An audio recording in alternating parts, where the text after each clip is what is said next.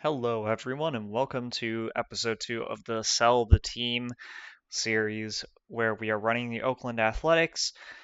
I'm going to keep this video's off-season kind of brief. In the last video, I intended to get through a majority of the off-season for our first year, but ultimately ended up having to cut it short due to how long it was running. So we're just going to quickly cover the off-season here. It is currently the beginning of free agency.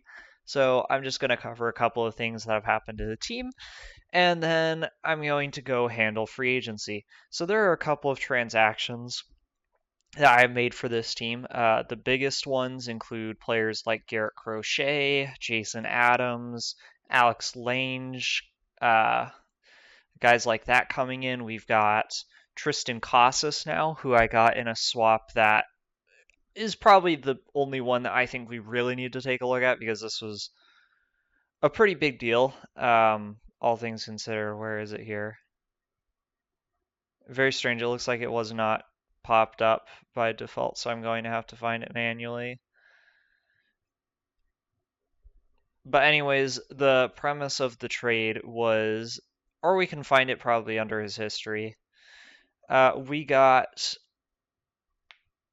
Logan Webb in a trade from the San Francisco Giants for Clark Schmidt, who I decided to move on from in our rotation. And then we ended up using him and Nathaniel Lau as pieces to get, among other things, Tristan Casas from the Boston Red Sox. So he is going to be hopefully a bigger piece of our lineup this next season. We've also acquired Nolan Jones, another captain who will be a pretty big bat for us, potentially off the bench, although I'm not entirely sure how I want to utilize him yet. But ultimately, his value was just too great to pass up for the cost. So I decided that he was absolutely going to be coming in. Notably, he was acquired in a trade for Nicky Lopez, who lost some range and was essentially down to Edwin Arroyo levels of defense. So I figured, actually, it looks like Edwin Arroyo has gained some defensive value. So he may actually, this might actually change my plans coming into this next season. He looks even better than he did before. I was originally planning to promote Nasim Nunez to be our starting shortstop for the next season, and I may still well do that. But the fact that Arroyo now has better defense might change the equation some. Um, that is the biggest news for the major league team. We've acquired a decent amount of prospect depth as well. The biggest one is I decided to swap out Edwin Diaz for Yasan Dominguez in pieces. I think Dominguez is one of the best looking prospects in the league right now. He's almost major league ready and not even 21 yet, with good corner outfield defense and a bat that is going to be very nice looking when fully developed. So I figured getting him, even though Edwin Diaz is certainly the best reliever in the league and we weren't paying him anything, it was worth getting. I also gave up a lot of smaller pieces to acquire Ethan Salas, probably the best catching prospect in the league at the moment, with a good personality and very strong defense. So he's an intriguing piece to our franchise overall. We're going to hope for good development from our prospects, but I'm going to go ahead and jump into the free agency pool here. I have traded for a lot of money, so we are actually very wealthy this offseason. A lot of this is going to go into the international amateur period. I'm probably going to put a little more into our scouting budget just for the sake of potentially increasing our scouting discovering quality or something. But what we're really looking at for free agents this offseason is a pretty shallow pool. I don't think that there's a single hitter we'd be interested in other than potentially bringing in Nick Ahmed to be our starting shortstop, because I do think that he is a pretty quality shortstop overall, though whether we want to spend the money on him when he's potentially not even going to be that better, much better than, say, Nasim Nunez, that's a question that we're going to be asking of our organization. But there are some interesting pitching options, including an international pitcher, Arturo Menchaca, who came over from Cuba, and he is very good looking. Excellent movement with very strong stuff and control. So I'm going to be at least investigating the possibility of signing him with a very front loaded contract because I think he could be a nice addition to our rotation at a relatively affordable cost for such a high quality pitcher. Though we do have so much pitching in our organization already that I'm not sure if I will do that or not.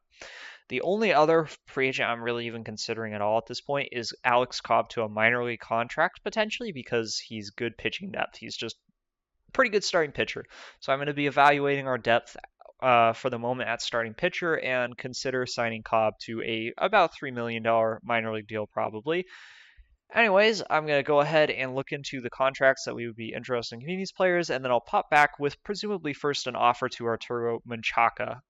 All right, I have indeed decided to give Arturo Menchaca a very front-loaded contract here. He'll be making $30 million this season where we have over $100 million to spend, so that's not really a big deal. And then it essentially becomes a bit of a contract where I don't expect that he would opt into these last couple seasons anyway, although obviously we're not playing that far and we'll potentially be looking at trading him given how deep our pitching is. But I think that he's going to be such an asset to our rotation that it is absolutely worth having him, even if he is a little bit pricey for our team's very shallow budget. Menchaca is indeed going to be the only free agent that we sign this offseason, as I've decided Ahmed's value just would not be enough to our team, and Alex Cobb for the moment is not willing to accept a minor league contract, though I will potentially try again later in the offseason. So there are a couple of other things that I want to talk about here. First off is contract extensions, which I have given to a number of players. Most notably is Andrew Painter, and this just tells me that OTP's young player extension logic is completely broken right now. I don't understand how there's any universe where you can sign a top 10 prospect. In my opinion, this is probably the league's best prospect right now, to a 13-year, $4 million or less AAV deal. It just seems absolutely bonkers to me. Jake Eater, who we acquired from the Marlins and I expect to be a staple of our rotation going forwards, has also accepted a very affordable long-term contract of sub 4 AAV, or sub 4 million, excuse me, AAV. And I've also extended Tristan Casas long-term, although he's a little bit less cheap. He is still very affordable, all things considered. So ultimately, I think that we've got here a dominant pitching staff and a strong enough lineup that we should be pretty successful this upcoming season. I don't know if there's anything else major that we're going to do. The international amateur period and the Rule 5 draft are going to be coming up. So I'll probably check in there, although I will come back with major news if there is any until that point, or before that point rather. There is one other point that I forgot to mention. I actually, for whatever reason, when I closed OTP at the end of the last episode, it did not save. So we were reverted back to my last save, which was approximately 7 days before the beginning of the playoffs. So it wasn't like we lost a lot of information and everything came out basically the same. I even made the exact same trades pretty much as I did at the end of the last video. But one major change occurred, and that was league expansion. We now have the Montreal Expos in the American League East and the Charlotte Appalachians in the National League East. So 2 more teams added to the league, and we're going to have to see how they grow with time. But ultimately, I would not expect much of them since, as with many expansion teams, they will probably struggle. Alright, I'm briefly going to resume this video just to state that Menchaca has indeed signed our contract and will be joining the Athletics for at least the near future and potentially up to the full 10 years of his contract. I have completed the Rule 5 draft and we ended up taking 3 players that I'm going to give a shot to make our roster in spring training. Jeremiah Jackson and Kyron Paris are going to be competing for a utility infield spot. It could end up being neither of them, but both of them I thought were pretty good prospects, so we ended up adding them here. We have also drafted Pablo Aliendo, who's a very nice catcher, pretty good defense, solid personality, and a not bad bat either, so he could end up working in as our backup catcher, in which event we would trade Ryan Jeffers, and frankly, I'm actually leaning in that direction right now because Aliendo is just such the superior hitter with not bad hitting potential either. Anyways, I believe this is going to do it for the offseason, so I'm going to go ahead and simulate to opening day now. Well, we were very active in the international amateur free agent period and signed a large number of players this offseason to deals. So we're going to start with, I'm actually just going to go through the biggest ones. David Barrientos, pretty good signing. I'll just go to the international complex, actually. It'll be easier to view our players from there than scrolling continuously through the recent signings. So for the pitcher side, we have Jesus Nova, who has a frontline starter potential. Very good personality with high work ethic, intelligence, good stamina. The changeup is going to be the big concern here. If he can develop it, he's looking very nice, but if he can't, then that's likely going to have him seen to the bullpen instead. He was a pretty significant investment. Another significant investment was Vicente Buenrostro, another frontline starter potential, once again hinging on the changeup's development. Very similar pitcher overall. Alexis Padilla, I'm hoping will develop into a big time relief pitcher. He's got dominant stuff, which will play even better as a reliever. If it develops, that knuckle curve is, of course, got to come along first. His velocity could improve, which would lead to him being even better. Movement and control both look very nice as well.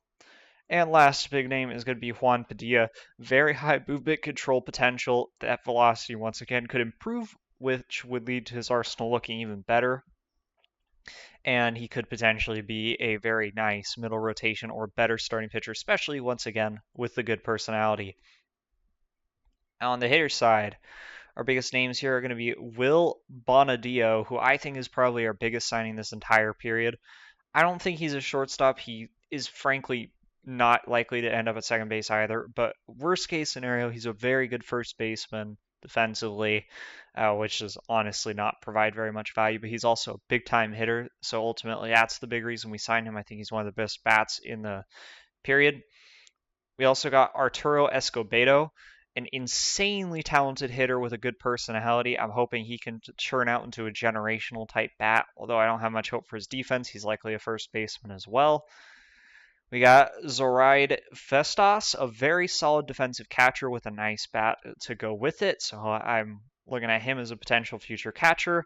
Jorge Luna, who is a big pain to sign, but has a huge bat, third base maybe in his future. I think he can play the outfield as well, so he could be relegated to left field, but we'll have to see. We got Vaughn Sproul, another big time bat, likely to be first baseman long term, and Gilberto Rivera, another big time bat, although he actually has the potential to play third base in the long run, I believe. So he'll be one to watch out for. We got a couple of other big bats. But for the most part, those are going to be the big players to look out for from the signing period. Now, because we went so ridiculously over the cap and ended up spending probably like $75 million in the international amateur period, we're not going to have the ability to sign players next year, which is totally fine. But hopefully we can get at least a couple of these guys to hit, and we'll have real nice superstar core in our minor league system. All things considered, we had a pretty successful spring training, and now we are heading into the regular season with what I would consider to be a pretty good team and definitely an improvement over last year's roster. We're going to be running out of rotation of Arturo Menchaca, Andrew Painter, Keegan Akin, Jake Elder, who unfortunately is probably the biggest disappointment in spring training since he dropped off significantly in his ratings, and Nabil Krismat. Our bullpen will consist of Camilo Doval, Alex Lange, Alex Vesia, Andrew Vasquez, Brian Abreu, Jason Adams, or Adam, excuse me, Garrett Crochet, and Giovanni Moran. Our lineup is going to be Garrett Mitchell, Nico Cavadas, O'Neill Cruz, Tristan Casas, MJ Melendez, Yona, or excuse me, is it? I don't know if it's Jonah or Yona Heim, but him, Edwin Arroyo, Michael Ciani, and Nasim Nunez. So ultimately this year I think we have an improved offense and especially at the catching position an improved defense as well. Jose Siri is going to be our utility outfielder, keeping pretty consistent with what we got last year from Michael A. Taylor. High quality defense, although not necessarily the greatest bat. Our utility infielder this year is going to be Kyron Paris. Pretty good potential. He ended up winning out over our other contenders. He's got decent defense and a pretty good bat overall with good base running. And our super utility player is going to be Nolan Jones, who is a very nice hitter and a decent fielder at most positions, captain. He's going to be backing up a number of positions as the primary fielder, including first base, third base, and the corner outfield slot, so we can get his superior bat into the lineup more frequently, especially since we are in need of hitting. And finally, Pablo Aliendo is going to be our backup catcher. I decided to keep him around as the Rule 5 draft pick, although I do think that in our minor leagues we have a better catcher one who was originally on our Major League roster in Anthony Siegler. And should Aliendo really struggle, I think we'll likely see Siegler this year as the backup. I really like his eye. I really like his defense. I think he's a good player overall and definitely worthy of a backup catcher role. All right, anyways, with that, we're going to head on into the season. I should also go quickly over the injuries we've got. Jalen Beek suffered an injury during spring training, will be out for about a week. And Jimmy Burnett is also out for about 4 weeks. These guys are going to make some tough roster decisions when they come off the injured list, since obviously we can't keep all of our relievers at the major league level. Anyways, I'll check in on about a month, and we'll see how the team is doing. We are a month into the season. It's been pretty good overall. Our run prevention has been just about as good as we'd hoped it would be, but unfortunately, our offense has not quite kicked off yet. Very surprisingly, Michael Ciani is one of our biggest contributors to date, and O'Neill Cruz is essentially carrying the offense on his back at the moment. He's producing power, on base skills, stolen bases, just so pretty much everything. He's also been probably our best fielder to date. So other than our MVP contender, Andrew Painter has improved once again, which is good news, although he's struggled so far, so we can certainly count on a bounce back at some point in the near future from him as well. But yeah, not too much exciting to report here, pretty much as expected for the most part to date. Well, May was a very good month for us as we opened up a huge 10-game lead in the AL West. We got in pretty good months from our offense and pitching. The only big downside was a Nabil Charisma injury and a couple minor injuries that we were able to fill easily, but Connor Phillips has come up and taken his spot temporarily in the rotation and performed quite well, as I had hoped. So hopefully he can continue to improve and eventually become a staple of our rotation in the long run. We're going to go out another month and see what happens, but things are looking pretty good right now. We have completed another first-year player draft, and our top picks this year are going to be Chase Mobley, a very nice pitching prospect with very high potential out of high school, really good personality, so I'm hoping he can at least approach his potential.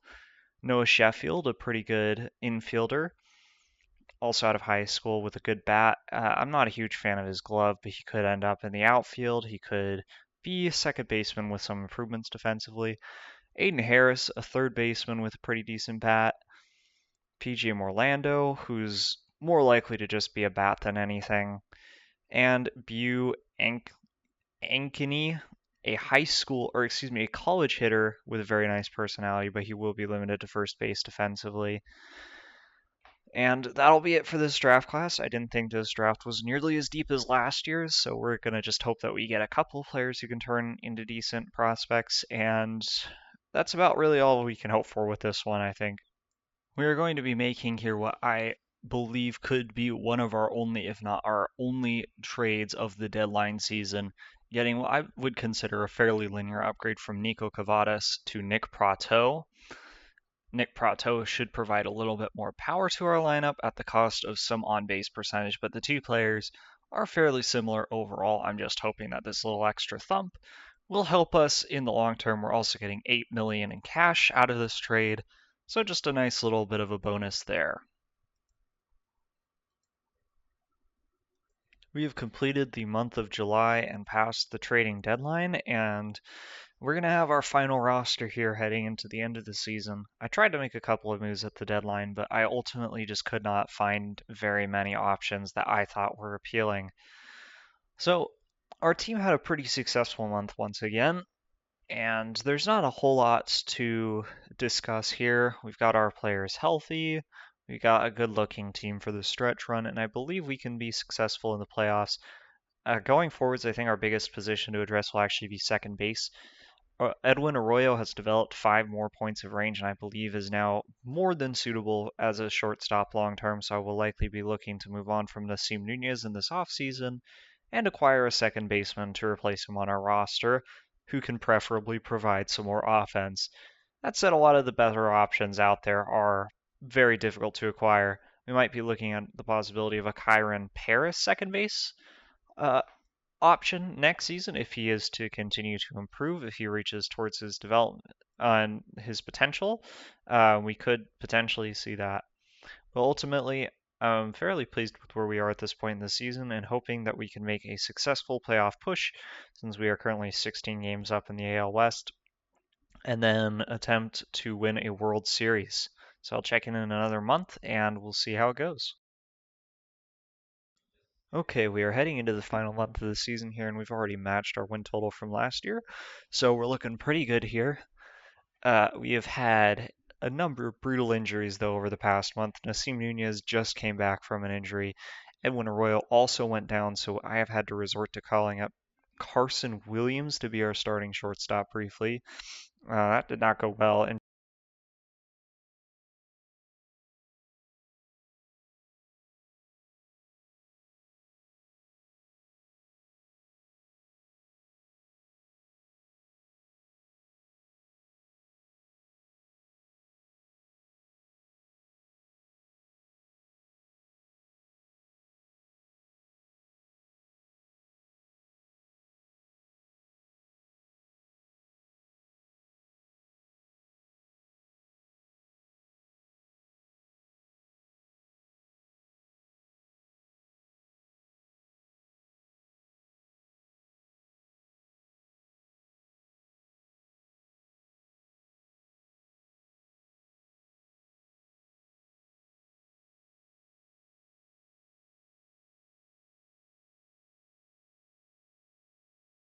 we are through September, and although we have already surpassed our season win total last year with a month to go, it's been a pretty rough month.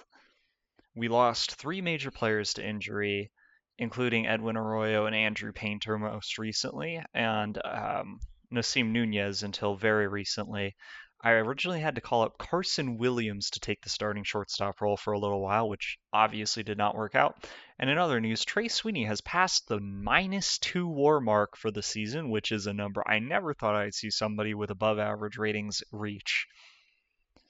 We're going to be using Wilmer Flores to replace we're going to be using Wilmer Flores to replace Andrew Painter for the rest of the way in the rotation, so I'm not too worried about that. But our up the middle combo is definitely much weaker with our starters out, so I'm hoping that we can get healthy for the playoffs, or we're really going to struggle.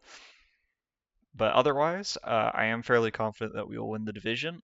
And with that said, we'll go ahead and simulate the rest of the way and get going in the playoffs. All right, we are in the playoffs with a 103 and 59 record. Our first opponent is going to be the Tampa Bay Rays, who are certainly one of the more formidable teams in the American League right now. We have everybody healthy who we want, or at least that we would hope to be healthy for the playoffs, including Andrew Painter.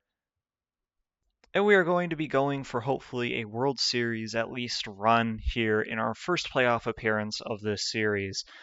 Overall, I was not particularly thrilled with how our offense did over the course of the full season, and I definitely would have liked to see more production out of guys like O'Neill Cruz, but it is what it is, and I'm hoping our pitching staff can carry us through the playoffs here. Game one against the Rays. I hope we can win this one against Shane Baz, and unfortunately we do not. An 8-4 defeat, so I'm guessing our pitching blew up with our ace on the mound. Yeah, he allows 6 earned runs in 1 inning. That is not a good start to a playoff series by any means. Game number 2 against Tower Glass now, and now we need to win our last 3. This is looking real bad. Andrew Painter defeated in game number 2 of the series.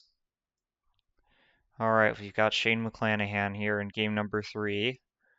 And we are swept by the Tampa Bay Rays in 15 innings. Are you kidding me? Wow. 14 innings or 13 innings without scoring a single run. That is just unbelievable. Shane McClanahan goes 10.1 innings without allowing a run. He strikes out 16 batters, throws 164 pitches? No way. No way. Holy cow. What?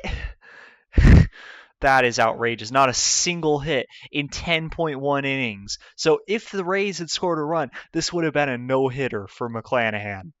That's unbelievable. This is just not acceptable from our offense. We should be at least league average. I don't even know what to say about that. That was just beyond brutal playoff series. And frankly, to be honest, I don't know how to improve this team very significantly. We don't have the money or the means to acquire star hitters. Again, we will have a better second baseman next season, and we will be improving at shortstop by sliding our current second baseman over. But honestly, I don't even know after this season. The playoffs are historically brutal to the Oakland Athletics, though, so it may be tough for us to break through. Please do not let the Dodgers win back to back World Series.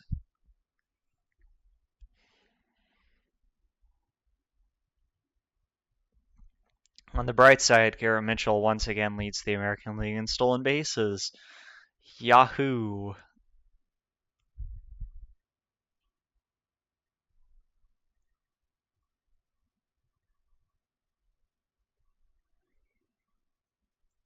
Maybe next season we can actually get somebody who can overperform on offense. Okay, a lot of players on the waiver wire. Maybe we can pick up somebody. But I will be probably checking in again once we get around to free agency, or if I decide to make any major trades. Okay, it does look like Arturo Escobedo, who was actually a scouting discovery. I thought that he was an international amateur signee, but he will be the number one prospect in all of baseball. And Jorge Luna, our most prodigious international amateur signing, will be our number two prospect. So the farm system looks quite good, but obviously that's not necessarily going to help our major league team right now. I will absolutely be looking very strongly into a second base upgrade. Okay, we have here what is going to be our first big acquisition, picking up who will be our new second baseman, Gunnar Henderson from the Baltimore Orioles, in addition to Luis Almeida, a very young prospect who can hopefully turn into something good going forwards. In return, the Orioles will be receiving a very significant package of Kyron Paris, Nasim Nunez, Edouard Julian, Jesus Silveira, pretty much a no-namer there. Arturo Menchaca, our ace, although of course initially signed to a massive contract with the intention of probably being traded after the season anyways. Jake Eater, who unfortunately has not developed as we had hoped, pretty much lost a lot of ratings almost immediately after coming over and now looks pretty disposable. Dylan Coleman, and Jason Adams. So a lot of these guys are, and Joshua Mears. All these guys are fringe players on the franchise or guys that we were going to be sending out anyways. But this does obviously take a lot of trade chips off the table. So we really hope that Gunnar Henderson can be a big player as we are hoping that he can be in this trade, the impact second baseman that we will need to make the next step. But yeah, anyways, this trade looks pretty good at the surface level, so we're obviously going to lose a lot of, unfortunately, fan interest from this trade, but hopefully Gunnar Henderson can help this team out a lot. All right, we're making here what is a pretty interesting transaction. We're giving up Tristan Casas as the primary piece, although the secondary pieces are quite significant as well. The biggest reasoning for this, and we are getting Austin Wells in return to replace him at first base slash designated hitter, is that Austin Wells is more versatile. We originally traded him away and then he hit TCR. Tristan Casas is limited to first base defensively, but Wells can play the outfield. He is not a good catcher, but can theoretically back it up in a very emergency pinch. He's also a slightly more developed hitter at this point in their careers. He has that 70 power that Casas we're just hoping reaches. So I think he's just a slightly more valuable, slightly better player. He also has not a negative personality, and I think he'll sign a cheaper extension. So I think this is just a very slight upgrade, but the Brewers think it's a very slight downgrade, so we're making this as part of this deal, which is really the headline of this one. We're getting Yorlin Rodriguez, who is a big-time TCR player from the Brewers organization. I think he's actually a reliever at the start of OTP, but he's gone through this insane TCR of adding tons of velocity, two pitches, a bunch of stuff. So now he's looking like a dominant pitcher, and of course could keep going up at only 22. So hopefully he will help throughout our rotation. He's pretty much just a better Connor Phillips, is really the way I would put it. To get him, we are also going to be giving up Hayden Dirk, who is one of our better starting pitching prospects, actually taken in the 19th round of the 2023 draft and a TCR product of his own. A good pitcher, but obviously worse than Rodriguez. Alexander Campos, who's essentially a no-namer, and Alex Lange, who's probably the one I'm the most upset about trading here, who just will probably be winning reliever of the year this season and is certainly a very high quality reliever. But I think getting the frontline starter, or at least potential frontline starter here, and a slight upgrade is probably worth giving up a relatively expensive package.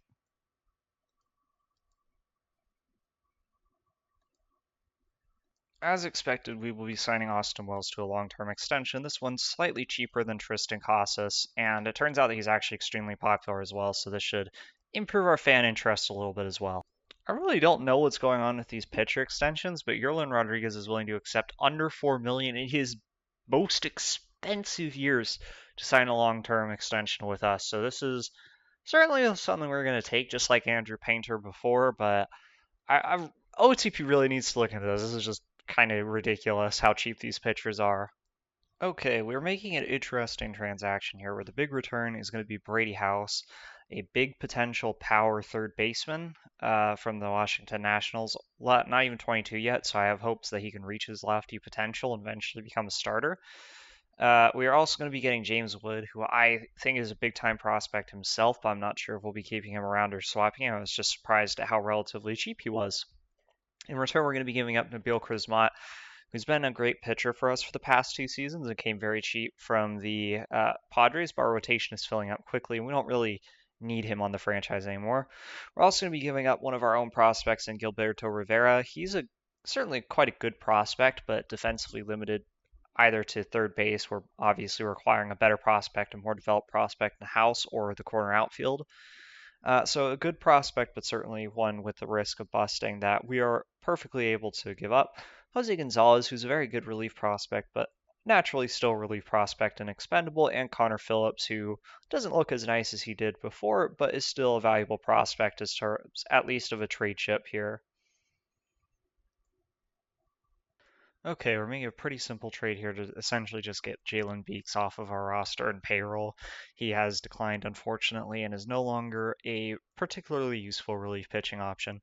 In return, we're going to be getting Brooks Raley, who will likely be non-tendered due to his price and a little bit of cash from the Boston Red Sox.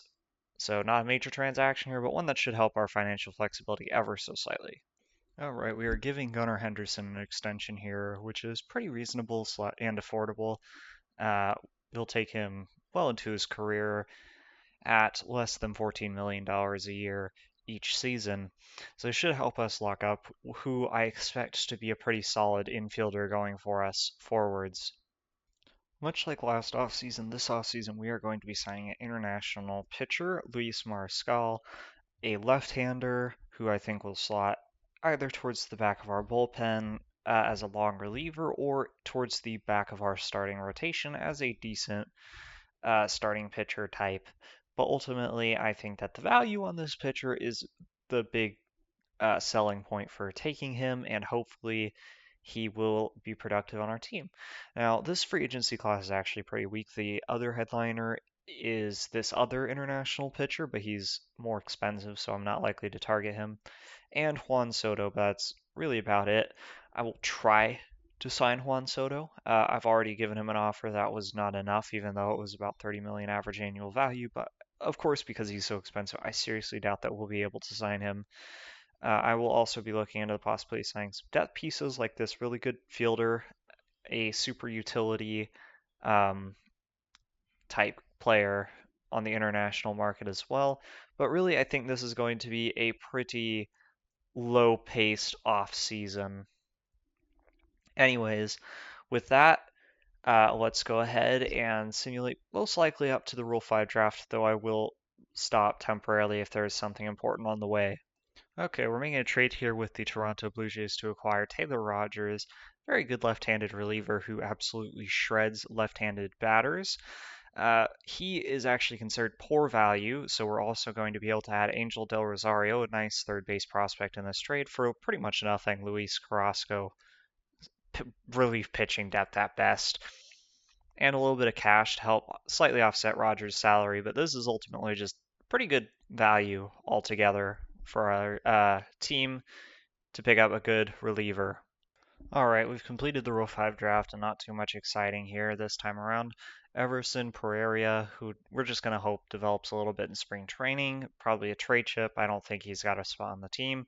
And Bryce Ball, who's decent first base depth in the event that we have an injury in spring training, but once again, unlikely to make the team and will either be traded or released.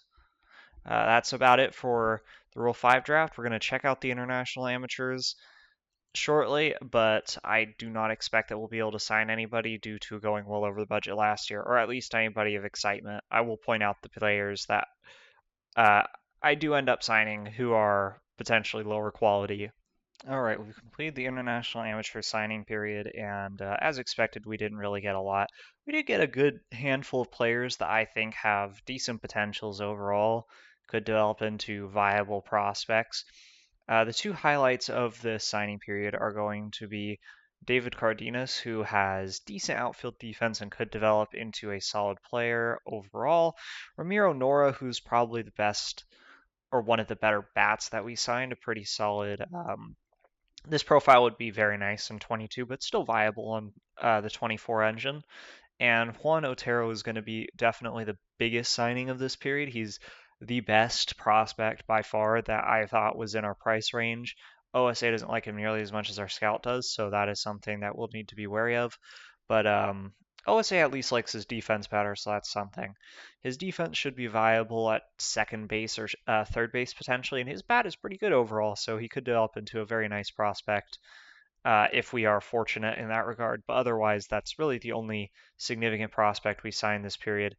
And there were a couple of really, really big time international amateurs that we unfortunately missed out on this period. Absolute number one is Andres Contreras. Huge power on base, Mike Trout type bat, even better potentially with solid corner outfield defense. Number two was an 80 range outfielder who I cannot find in the pool right now, so he has signed with the team already. But anyways, that's going to be it for this season. We are heading into the preseason, and we'll be looking at we'll be heading to the 2025 season in the next episode. Anyways, guys, thank you very much for watching, and I will see you on the next one.